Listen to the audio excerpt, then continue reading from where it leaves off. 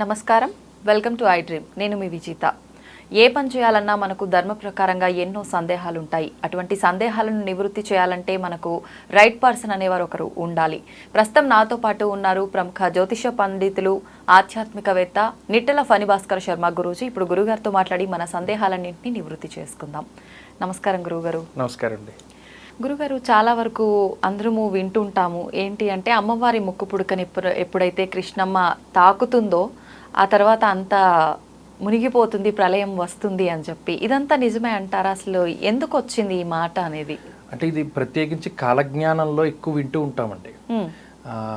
మన కాలజ్ఞానం రాసినటువంటి శ్రీ వీరబ్రహ్మేంద్ర స్వామి వారు ఆయన దాంట్లో కొన్ని సంకేతాలను ఇచ్చారు. అంటే కలియుగాంతమున యాగంటి బసవయ్య రంకులేసేనని చెప్పి అదొకటి చెప్తారు. అలాగే అమ్మవారి ముక్కు పుడకని కృష్ణానది తాకుతుంది అన్నారు. నిజానికి కృష్ణానది ఇప్పుడు ఎంత లెవెల్లో ఫ్లో అవుతుంది, అంత హైట్లో వచ్చి అమ్మవారి ముక్కు పుడకను తాకింది అంటే అది ప్రళయమే నిజానికి. అంటే ఇక్కడ మనం చాలా రకాలైనటువంటి విషయాల్ని పరిగణలోకి తీసుకోవాలి. నైసర్గికమైనటువంటి విషయాలు, గతంలో ఉండేటువంటి వారికి విషయ పరిజ్ఞానం చాలా ఎక్కువ. మోక్షగుండం విశ్వేశ్వరయ్య లాంటి వాళ్ళు ఒక ట్రైన్ ఏ స్పీడ్లో వెళ్తే సౌండ్ వస్తోంది అనేటువంటి దాన్ని బట్టి ఈ పట్టా విరిగిపోయింది, ఎదర వెళ్తే మనం పడిపోతామని చెప్పగలిగినటువంటి మహామేధావులు పుట్టారు. అవునండి. మన ఈ కృష్ణానది ఫ్లో అయ్యేటువంటి ప్రాంతం అది ఏ హైట్లో ఉంది, మిగతా భూభాగం అంతా ఏ హైట్లో ఉంది, బహుశా ఈ నైసర్గిక స్వరూపాలన్నీ కూడా వాళ్ళకి తెలుసుంటాయి. ఎందుకంటే ఏ విషయం కూడా రాసినా వాళ్ళు ఉత్తనే రాయరు. ఉదాహరణకి శ్రీకృష్ణ దేవరాయలు ఒక మాట చెప్తారు, దేశ భాషలందు తెలుగు లెస్స అన్నాడు ఆయన. అంటే ఆయనకి ఓన్లీ తెలుగు తెలిసి ఆ మాట తెలుగు మీద మక్కువతో రాయడు. మిగతా భాషలన్నీ నేర్చుకుని ఉన్న తర్వాత మాత్రమే ఆ మాట మాట్లాడతారు వాళ్ళు. సో ఒక మాట వెనకాల ఏముంది అనేటువంటి దాన్ని మనం పరిశీలన చేయాలి. అలాగే యాగంటి బసవయ్య అంతకంతకు పెరుగుతారు అన్నారు.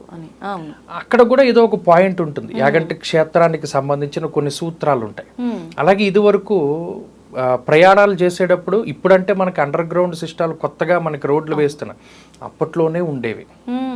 ఉదాహరణకి అహోబిలం దగ్గర నుండి లేకపోతే పల్నాడు ఉన్నటువంటి ప్రాంతం నుండి కాశీకి టన్నెల్స్ ఉండేటువంటివి అనేటువంటి విషయాలు.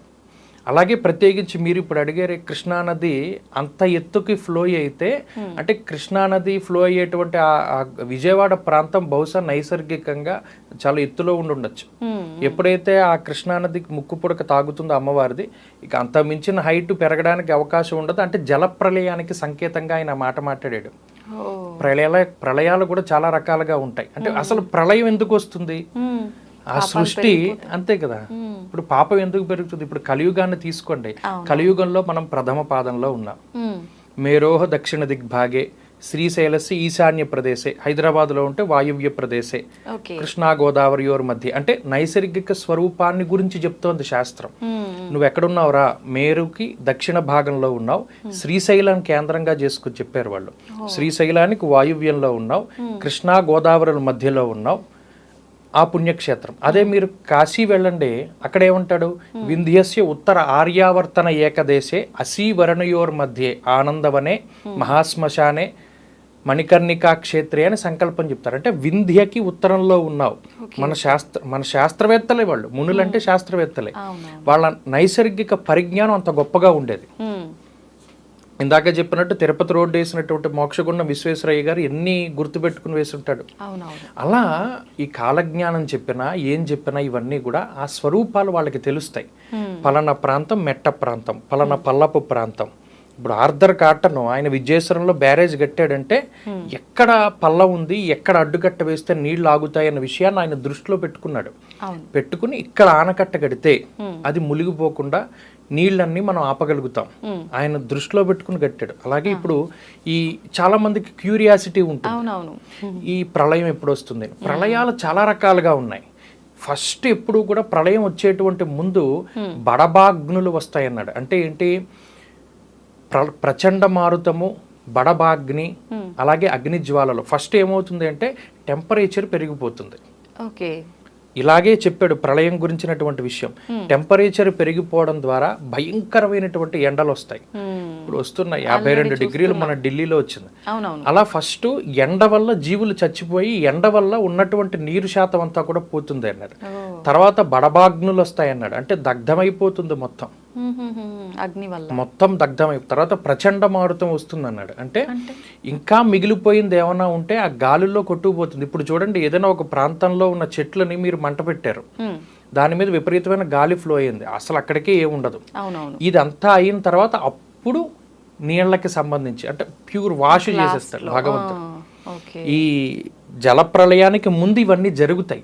అవి జరిగిన తర్వాత మాత్రమే ఈ భూమండలం అంతరించిపో. అందుకనే మనకి చూడండి, అంటే ప్రతి విషయాన్ని మనం పరిశీలన చేయాలి. మత్స్య, కూర్మ, వరాహ, వామన, నృసింహ అవతారాల క్రమం చూడండి. మొత్తం భూమంతా నీటిలో మునిగిపోయితే అందులో ఏముంటాయి? మత్స్యాలు, చేపలే ఉంటాయి.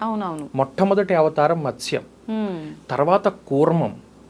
కూర్మావతారం ఏం చెప్తోంది మనకి? అది రెండు రకాలుగా బతుకుతుంది, నీటిలోను నేలపైన కూడా బతుకుతుంది. మత్స్యం కేవలం నీటిలో బతుకుతుంది, అందుకని నీళ్లే ఉన్నాయి భూమి మీద. తర్వాత కూర్మావతారం వచ్చింది, అంటే నీరు నేల కూడా ఉంది. తర్వాత వరాహం వచ్చింది, అంటే అది నేల మీద మాత్రమే బతుకుతుంది. స్థితికారకుడు విష్ణు, ఆయనకున్న దశావతారాలను బట్టి చూసినా మనకి సృష్టి క్రమం తెలిసిపోతుంది. సో కాబట్టి ఏంటంటే అది ఈ ప్రళయం రావడానికి చాలా సమయం ఉన్నది. ఆయన చెప్పిన మాట నిజమే, ఎందుకంటే ఆ నైసర్గిక ప్రాంతాన్ని బట్టి అదే ఆమెకు ముక్కు పుడకకి తాకితే ఇంక అంతకు మించిన హైట్ వెళ్ళడానికి అవకాశం ఉండదు, ఇక ప్రపంచం మొత్తం అంతరించిపోతుంది. కానీ దానికి చాలా సంవత్సరాలు టైం ఉంది. ఎందువల్ల అంటే మనం ఇప్పుడు యుగ ప్రమాణాన్ని బట్టి కలియుగే ప్రథమ పాదే జంబూద్వీపే భారతవర్షే భారతఖండే అంటున్నాం. కలియుగం ప్రథమ పాదంలోనే ఉన్నాం. ఇక రెండో పాదం ఉంది, మూడో పాదం, నాలుగో పాదంలో ఘోరమైనటువంటి కలిదోషాలు ప్రబలుతాయన్నాడు.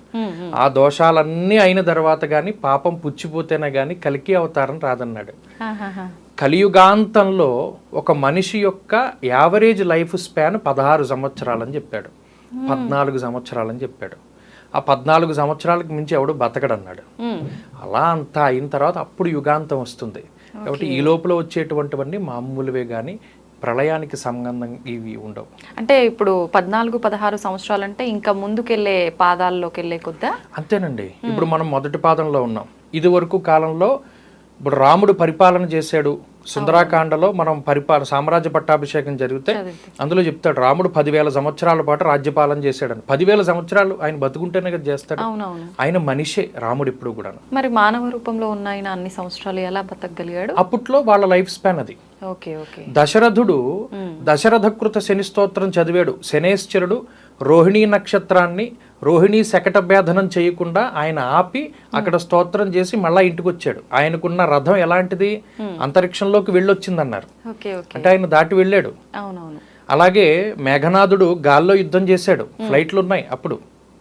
ఇవన్నీ మనం దృష్టిలో పెట్టుకోవాలి. ఇప్పటికి మించి టెక్నాలజీ అప్పుడు ఉంది. పుష్పక విమానం గాల్లో తిరుగుతుంది, రావణాసురుడు అందులోనే పడుకున్నాడు అన్నారు. ఫ్లైట్లో తిరిగేవారు అప్పట్లో. ఇప్పటికన్నా ఎక్కువ టెక్నాలజీ అప్పట్లో ఉంది. కాబట్టి ఇది ఏంటి అంటే ఈ కలియుగంలో మనం ఉన్నటువంటి యుగ ప్రమాణానికి మనం మరుగుజ్జులు అయిపోయాం. రాముడు ఎంతున్నాడు? 96 అంగుళాలు ఉన్నాడు మనిషి, అంటే 8 అడుగులు ఉన్నాడు. మనం 5 అడుగులకు వచ్చేసాం. దీని తర్వాత ఇంకా తగ్గిపోతారు. 3 అడుగులు ఉంటాడు మనిషి, తగ్గిపోతారు, మరుగుజ్జులు అయిపోతారు. దీనికి ముందు ఉన్నటువంటి కాలంలో 15 అడుగులు మనుషులు ఉండేవారు.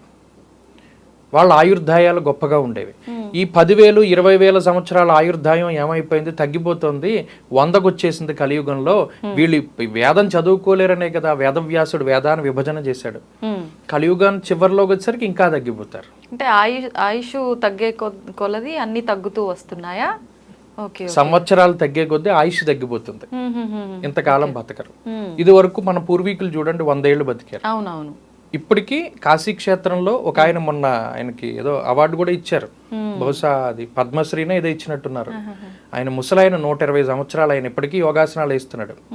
అప్పట్లో అలా ఉండేవారు, ఇప్పుడు లేదు. మన వాళ్ళు 70 ఏళ్ళు బతికితే గొప్ప. అలా కాబట్టి ఈ కలియుగాంతం అనేటువంటిది రావడానికి చాలా సమయం ఉన్నది.